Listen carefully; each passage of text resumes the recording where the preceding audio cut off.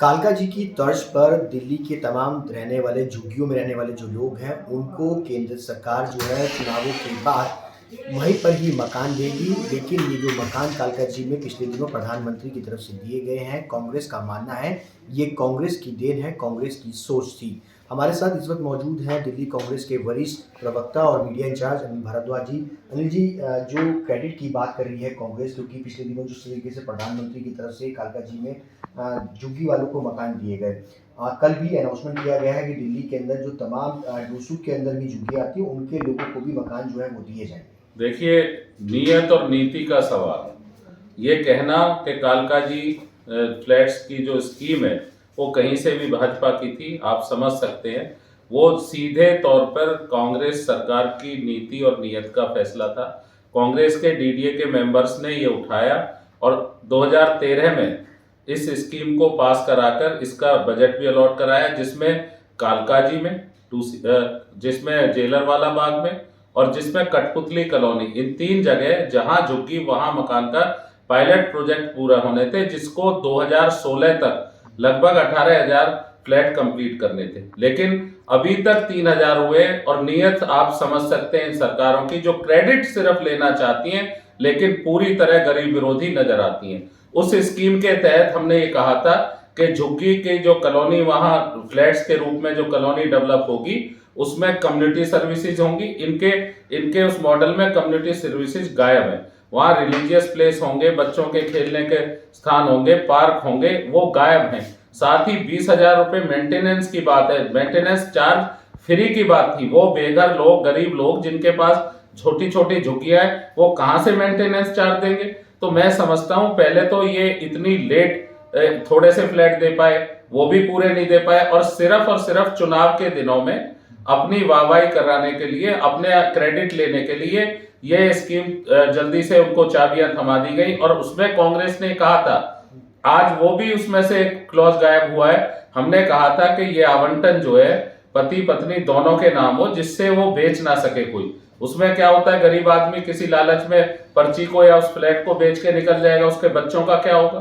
तो जो नियत है इस स्कीम के पीछे, जो जो नीति थी और जो स्कीम थी, वो पूरी तरह कांग्रेस की थी। और निश्चित तौर पर कांग्रेस की स्कीम को लेट कर पाए और वो भी कम संख्या में कर पाए फ्लैट देने का काम, ये मैं समझता हूं एक फेलियर है डीडीए या बीजेपी की इस गवर्नमेंट का। राजीव रतन आवास योजना कांग्रेस की एक पूरी देन थी। दिल्ली के अलग अलग इलाकों हो, चाहे बवाना हो, नरेला हो, कई सारे फ्लैट्स जो है वो बनकर तैयार थे और खंडर भी हो गए थे। पिछले दिनों आप सबने वहाँ पर दौरा भी किया था, वो भी अब तक लोगों को नहीं मिल पाए हैं। क्या वजह है कि दोनों ही पार्टियां और जो है चुनावों से पहले इस तरीके की घोषणा करती हैं और उसके बाद जो है वो बैकफुट पर? नहीं, निश्चित तौर पे आप देखिए, 2008 में हमारी दिल्ली की सरकार ने राजीव रतन आवास योजना के तहत बेघर लोगों से आवेदन मांगे थे। 100 रुपए के आवेदन के 2,77,000 लोगों ने उसमें स्कीम में आवेदन किया था। 2013 में हमारी सरकार ने 42,000 से ज्यादा फ्लैट तैयार करके रख दिए। 42,000 फ्लैट अगर उस समय आपने देखे होते तो उन फ्लैटों में टाइल्स लगी थी, किचन में भी, बाथरूम में भी बढ़िया फ्लैट बना के तैयार किए थे। और तय ये हुआ था कि इनको मालिकाना हक दिया जाएगा फ्लैट वालों को। लगभग 60,000 रुपए की मामूली कीमत में ये फ्लैट उनको अलॉट किए जाएंगे। लेकिन हालात क्या है, 20,000 करोड़ की वो पूंजी जो टैक्स पेयर देता है दिल्ली की, 20,000 करोड़ के 2,000 करोड़ के आसपास के ये 42,000 से ज्यादा फ्लैट बने, जर्जर हो गए, खस्ता हाल हो गए। कोई मेंटेनेंस नहीं थी, वहां कोई चौकीदार नहीं थे, 4 लोगों की अलग अलग टाइम में वहां डेथ हुई। आपको पता ही नहीं है। जो अगर आपकी नीयत ठीक थी, आपने उस स्कीम का नाम बदल के मुख्यमंत्री योजना रख दिए। आप मुख्यमंत्री रखिए, कुछ भी रखिए, लेकिन उन गरीबों को सिर्फ आवंटन की आपने चाबी देनी थी, आवंटन करके उसमें भी फेल रहे। तो निश्चित तौर पर हम ये कह सकते हैं कि झूठी हमदर्दी, झूठी वाई की कोशिश है गरीब के साथ। कांग्रेस थी, कांग्रेस ने उनके साथ उनके दुखों को, उनकी परेशानियों को समझा, बांटा, साझा किया, उनके हमदर्द हम रहे। और कांग्रेस अगर सरकार होती तो ये 42,000 फ्लैट तो 2015 से 14 से तक ही अलॉट हो जाते। 42,000 से ज्यादा फ्लैट थे।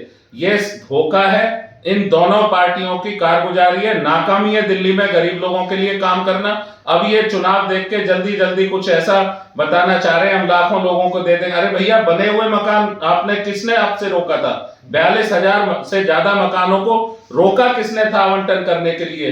तो मैं समझता हूं कि ये गरीबों को जिस तरह से बरगलाया जा रहा है, बड़ी बड़ी वायदे उनसे किए जा रहे हैं। पहले भी इन्होंने बहुत सारे वायदे किए और उसमें नाकाम रहे, फेल रहे। एक दूसरे पर ब्लेम गेम करने लगते हैं। जनता त्राहिमाम त्राहिमाम कर रही है, जनहित और जन कल्याण पिस रहा है दिल्ली की जनता का। और मैं समझता हूं कि गरीब आदमी इस बार इनको जवाब देगा वोट के माध्यम से, जिस तरह से इन्होंने गरीबों के साथ छल किया है। बहुत बहुत शुक्रिया बातचीत करने के लिए। जो अनिल भारद्वाज, जिनका साफ तौर पे कहना है कि चुनावों के समय जहां झुग्गी वही मकान की स्कीम गरीबों को एक लुभाने की स्कीम है, जबकि दिल्ली में 42,000 से ज्यादा मकान जो झुग्गी वालों के लिए तैयार है, आखिर अब तक दोनों ही पार्टियां उनका आवंटन क्यों नहीं कर पाई।